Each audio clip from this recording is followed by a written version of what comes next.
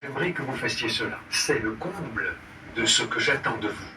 Vivre une vie digne de l'évangile du Christ. Et c'est là qu'il s'appuie sur la fermeté dans l'unité.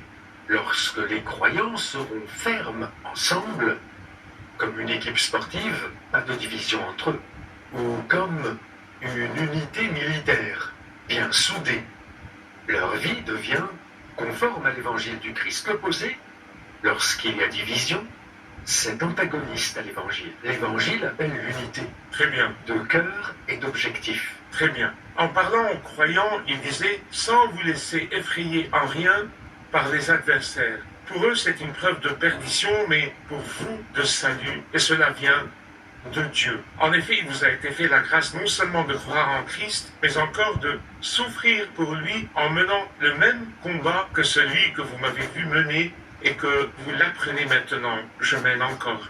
Docteur Farid, parlez-moi des persécutés et des persécuteurs. Oui. Combien de persécuteurs persécutent le peuple du Seigneur? Que nous dit-il ici? Il parle aux croyants. Que leur dit-il? La première chose, n'ayez pas peur de ceux qui vous persécutent ou ceux qui tuent le corps.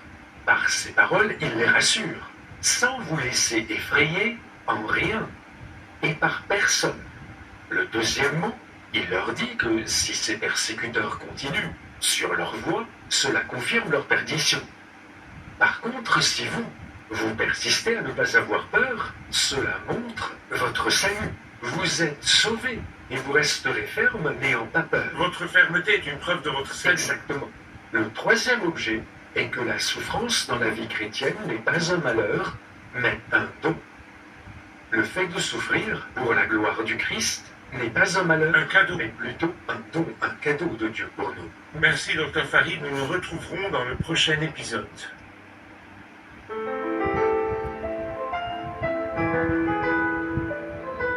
Seigneur, ta parole est grande, elle demeure à jamais. Ta parole est infaillible, rien ne peut la supprimer. Progrès et votre joie dans la foi. Ce que j'apprends de cela, c'est qu'en ministre, mon objectif soit toujours de travailler pour le progrès et la joie des croyants dans la foi. Il n'y a pas plus grand motif que cela. Très Et c'est bien. apprécié par le Seigneur. Très bien. J'aurais aussi besoin d'un commentaire sur les deux idées qui ont été évoquées sur la vie et la mort. Il a dit en effet Christ et ma vie et mourir représentent un gain. Il a dit que la mort, quand il est avec le Christ, est un gain.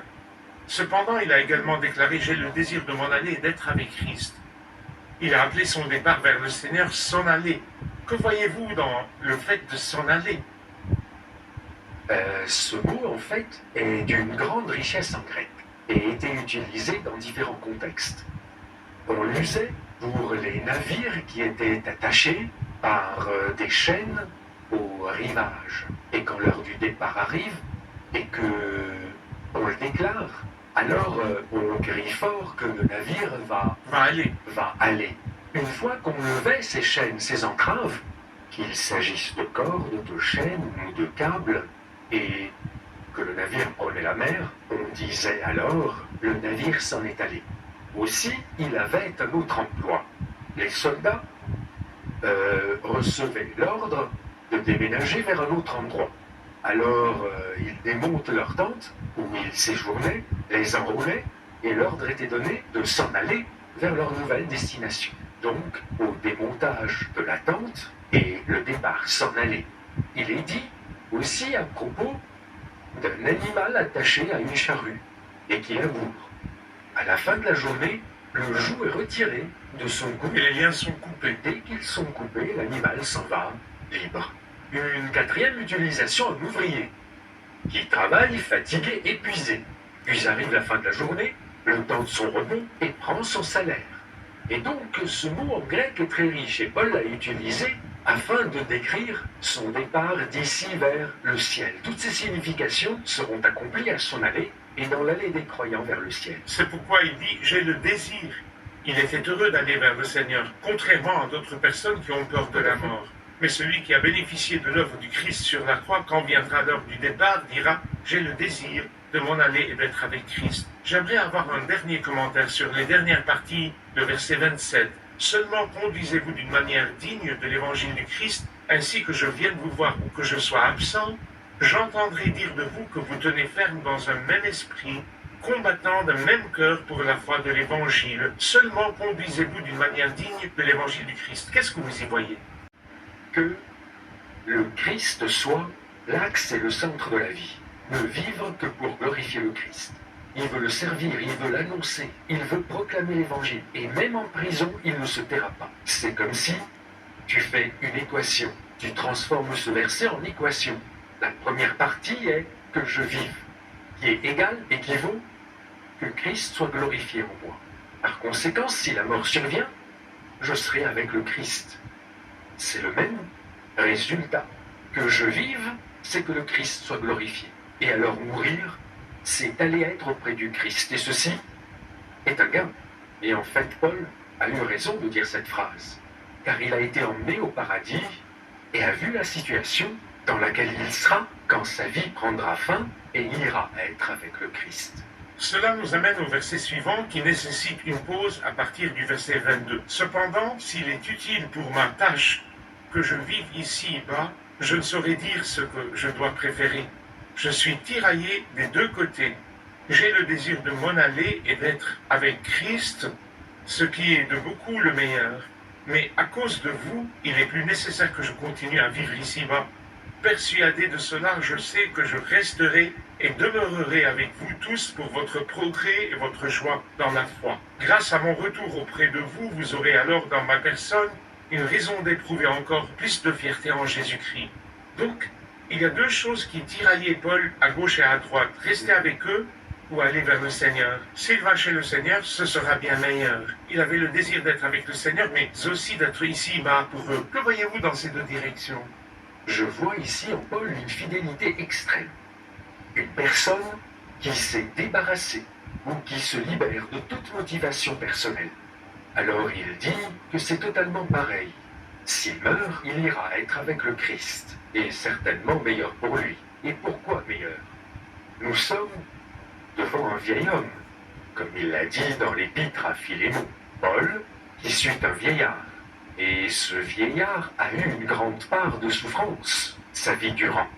Et pour le Christ, prison, lapidation, coup de verge, flagellation, et a beaucoup servi. Alors c'est comme un stop. Je désire être avec le Christ. Et ton ministère, il dit, quelqu'un d'autre continuera, non, jamais. Mais il a dit, d'un côté j'aimerais être avec le Christ, mais de l'autre côté, si je vis, je vais continuer à vous servir et cela se traduira par votre progrès et votre joie dans la foi. Et après, qu'as-tu décidé? Il aurait pu répondre, c'est comme jugera César, mais non, c'est lui qui décide. Et quelle a été sa décision? Il a dit, je serai venir dans son témoignage. Et nous en avons tous besoin. Ne pas faiblir, mais rester fidèle jusqu'à la fin. Il se considéra donc comme un serviteur ayant un piège devant lui, Oui. un filet devant lui, que Satan lui avait tendu. Ce piège, c'est qu'il était soumis à la lâcheté et ne voulait pas confesser et faire une bonne confession au sujet de Christ. Alors il voulait être protégé de ce piège, de ce filet. C'est vrai. Je vais passer au verset suivant, le verset 20. Conformément à ma ferme attente et à mon espérance, je n'aurai honte de rien, mais maintenant, comme toujours, la grandeur de Christ sera manifestée avec une pleine assurance dans mon corps, soit par ma vie, soit par ma mort. Que voyez-vous dans ce verset à travers l'attitude intérieure de Paul tout au long de sa vie, que ce soit par sa vie ou par sa mort? Même dans son corps, il a voulu honorer le Christ. Que voyez-vous en cela? J'y vois une extrême fidélité au Christ. J'ai aimé le commentaire de quelqu'un sur le témoignage de Paul ici. Il dit, ici vous trouvez la véritable philosophie du christianisme. La vie chrétienne n'est pas une loyauté pour un rituel, ou une religion, ou une doctrine, mais c'est une loyauté totale à la personne du Christ. Et l'exemple ici, c'est Paul. Et il dit, je ne veux pas être confus en quoi que ce soit. Je ne veux pas me retrouver dans une situation où j'aurais honte, car j'aurais été empêché d'annoncer le Christ. Et comme si quelqu'un lui disait, bon d'accord, supposons que tu sois condamné à mort, Paul. Que feras-tu alors que c'est fini pour toi? Pas du tout. On saura que j'ai été mis à mort et martyrisé pour le Christ. Et le Christ sera glorifié. Et si on t'innocentait, il Il dit, je vivrai, et Christ sera glorifié par mon ministère. Très bien. C'est pourquoi il a dit en effet Christ est ma vie et mourir représente un gain. Nous prenons une pause et nous reviendrons pour continuer notre étude. Chers spectateurs, je vous retrouve après la pause. Restez à l'écoute. On se regarde autour de moi.